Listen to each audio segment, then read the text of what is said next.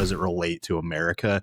A lot of American culture and the at least the idealism and fantasies about America come from the Gilded Age, which was a time where towns like I'm in Texas were outposts, and you were kind of on your own.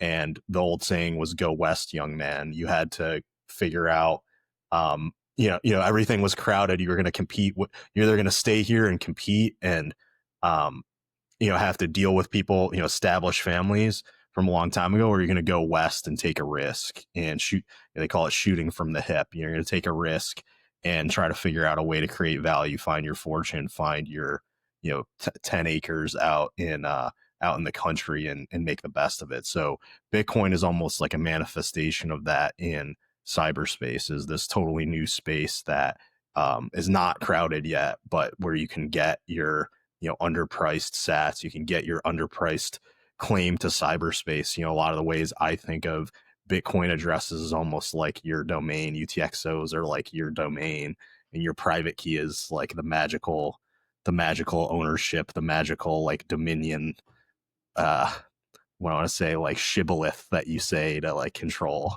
that domain in cyberspace. So you apply it that way, there is nothing more American than Bitcoin. Maybe Bitcoin is even more American than America currently. I don't know.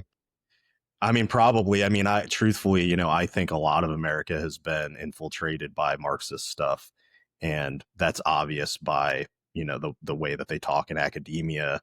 But they're what everyone hates on McCarthyism. McCarthy was this senator that was like crazy about communism, and maybe he went too far. I don't know. But the truth is, like, there was a communist plot to infiltrate the United States, and it makes sense from a geopolitical perspective. You really think the Russians were just sitting back doing nothing? Like, America was a threat to them, so they tried to address that through espionage, and it was smart of them to do that. But at the same time, you got to realize, like, those ideological ties probably never went away. And so there's this concept of the Fabian Society. The Fabian Society is a British socialist society, and their logo, the word Fabian comes from a Roman general that just won by attrition, just wearing down the enemy, and their logo is a wolf in sheep's clothing. And so they're literally posing as though they're not communists, they don't have this agenda, but slowly working to change the culture to be more amenable to socialism. That's so interesting. I think a lot about what values Bitcoin brings. So like for me, and I always have those three main pillars of Bitcoin. I have the wealth pillar.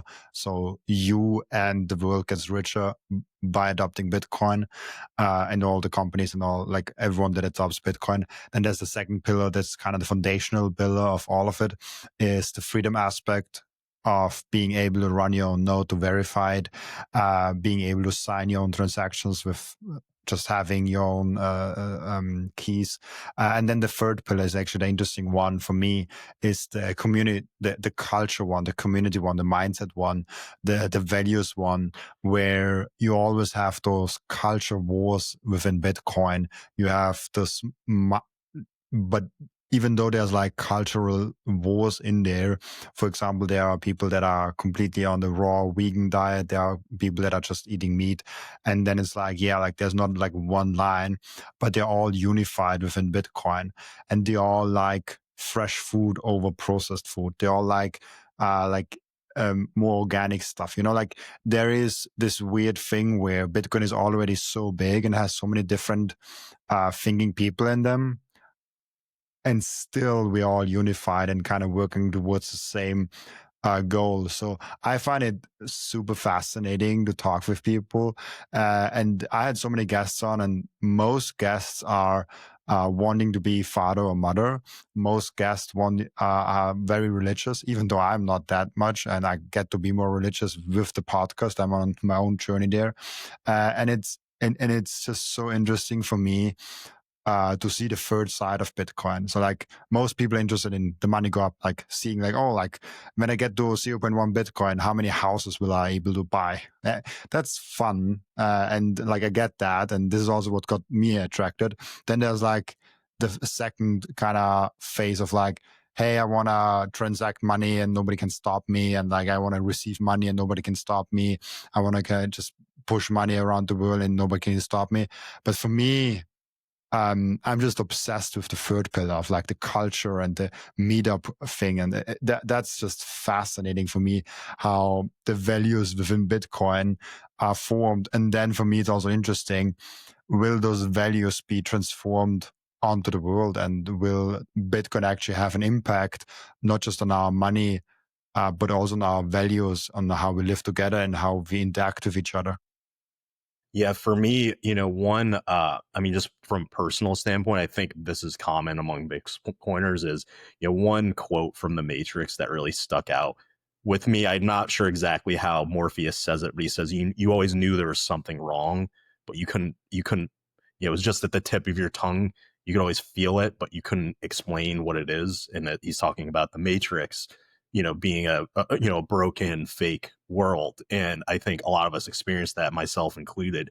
And I think when you meet other people that have escaped that, and you realize that maybe you are a freak, but the world's broken, maybe you're not broken. Like, that's actually very therapeutic, I think. So I think that's where a lot of the community comes from. And then additionally, you just have, Bitcoin just rewards you for being a contrarian and just saying, yes, you were all wrong. Yes, like, I am going to just buy Bitcoin. I am going to live this way. And so that opens the door to a lot of other great personal growth, and rejection of just credentialism in the form of health, and so you're talking about carnivore. Personally, like, I love the Ray Peat stuff, which is a little bit different, but kind of I think it extracts the best parts of carnivore and also expands it to metabolic health. And I've had since the last time we've talked, I've had a huge change in my energy levels and my enthusiasm, for life, just because of what I've discovered there. And so I would have never discovered that if it wasn't for Bitcoin and for Noster, because there are a lot of people on the Peatster hashtag talking about this stuff. I was doing carnivore stuff and not realizing that, it's better than the normie diet, but it's definitely incomplete. And for me, I found a much better way to do things. And so, that, you're right, like, that's the beauty of Bitcoin, is it kind of rewards contrarianism and gives people low time preference to explore these other areas that are not are not well explored enough, and also fighting against antinatalism, like a lot of the other trends that you're talking about, where the world's telling you one thing, but it's ultimately not good for you. I have the quote here, and I think it's an amazing one. Actually, it's You found it? Oh, oh, I found it. Gemini found it. I shouldn't take credit for that. I hope I found it. You are here because you know something. What you know, you can't explain, but you feel it. You've felt it your entire life, that there's something wrong with the world. You don't know what it is, but it's here. But it's there, like a splinter in your mind, driving you mad. It is this feeling that has brought you to me. I love that. And I think we really should highlight that, because I can think like this relates so much to Bitcoin for me. yeah. It's weird. I mean, I'm curious to hear your experience. Like, personally, I always knew the fiat rat race was a trap. I could have gone the corporate route. I had tons of people trying to push me in that direction. I had my parents getting all pissed off at me for not going to grad school. I didn't want to, because I wanted to learn on the job, learn entrepreneurial skills, learn practical skills, work my ass off in my 20s to build up a skill set, and also go home and try to experiment with entrepreneurship. And that's basically what I've been doing since the day I graduated about 10 years ago. So, and that's benefited me in numerous ways. And probably the most of which is just how it's been radically humbling. Um, and radically, like, opening my mind. And I don't think I would have been ready for Bitcoin if it wasn't for that experience. And kind of seeing through the rat race, understanding that it's broken, but at the same time feeling a little bit of despair, because you don't have a lot of people around you that are kind of validating those types of decisions. It's a very lonely road. And then you meet a bunch of Bitcoiners that are like, oh yeah, I agree. Like, this whole system's corrupt. Come with us, and that's a relief when you meet people like that. I'm curious what your experience was like. Very much like that. I feel I mean, that gets almost spiritual here, but it's almost like a being at home feeling. If I go to a Bitcoin conference, this is truly my happy place. Like also the podcast, and just speaking with people that are like minded. And there is some degree of comfort zone and being in a bubble that isn't good. So I purposely have friends that I really enjoy and really like that are very much outside of that. They don't like Bitcoin. They are very much against it. They're getting fewer and fewer, like because they are self-selecting kind of. But there are some few friends that I have from very early on, and I've met with them just a couple of weeks ago, and it's interesting to see the mind. And I think almost everyone that listens to the show that listened to the show multiple times knows I have an extremely open mind, and I like to hear ideas that I don't agree with. Like I really enjoy that because it really opens my mind. That's how I came to Bitcoin, because I was thinking that Bitcoin is a scam, and so only because I listened to opinions that I really hated because it didn't confirm my bias. Only that's why I'm here, and so now I'm still trying really hard to always keep that in mind, being now so deep into Bitcoin that if someone tells me, oh, it's great to have inflation, I really want to hear them out, even though I know it's BS. But I think it's important to never get stubborn and just blind other people out.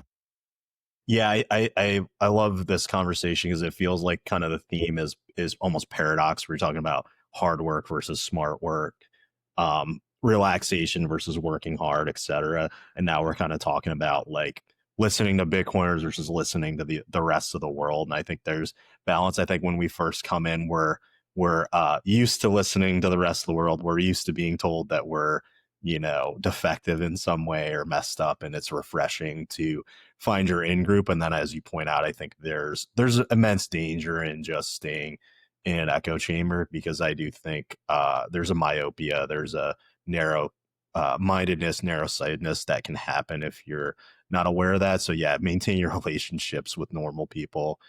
Try to make friends outside of Bitcoin, and get some pushback. And I would say regarding Bitcoin, a lot of their pushback is pretty invalid. It's at least been proven to be so. When it comes to other things, there's probably like a lot of baggage you bring with you in Bitcoin that maybe distorts your perception in other areas. So maybe listen to them a little bit more when it comes to things that aren't Bitcoin. But I think it's healthy. What you're describing is to kind of go through that wave of being behind enemy lines all the time, finding your people, then hang out with your people too much, realizing that you're kind of losing touch, and then going back. So it's a constant balance and a constant correction, which is probably healthy.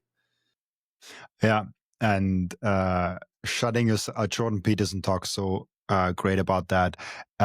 He talks about the same thing of like being single versus being in a relationship. And marriage is like it's so hard to be in a marriage, so hard to be in a relationship.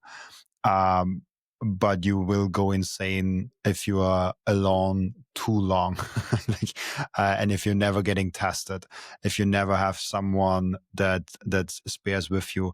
I mean, you also have friends, all sort of things. But if you shut yourself from the world in a small corner, uh, it's just a matter of time that you completely go insane and lose touch, kind of. And probably the Bitcoin community is probably the best community to lose yourself in, uh, because they are extremely challenging. It's very rare, and I've been in the IT security community, I've been in the political communities in Austria, I've been in many different communities, and I've never seen it in any community, and I'm upset and fascinated by that.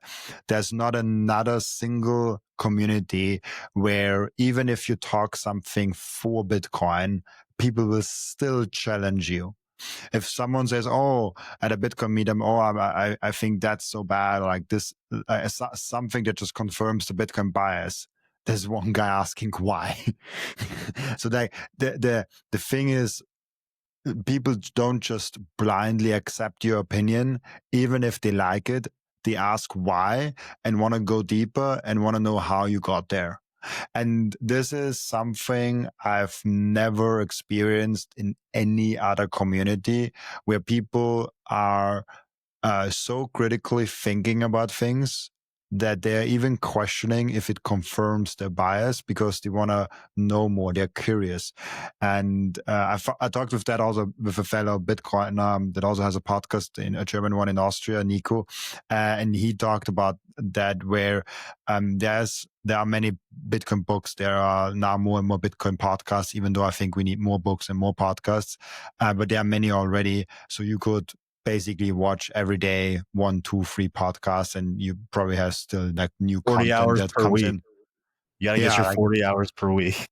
40 hours per week in, and you can just go so deep in there, and people in Bitcoin actually do that because they're actually so curious, and I find that fascinating.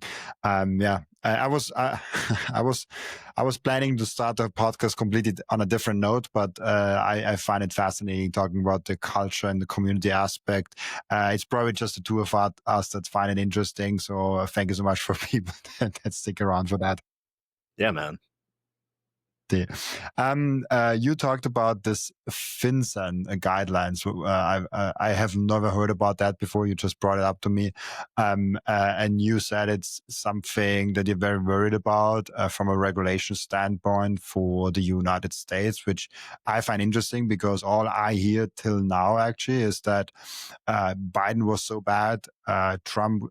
From a regulation standpoint, is now so much better, and they're very happy that Trump is now there and all the bad things kind of get rewinded now a little bit. What is the FinCEN guidelines and how do you kind of see the regulations on Bitcoin the past couple of months since Trump also is there?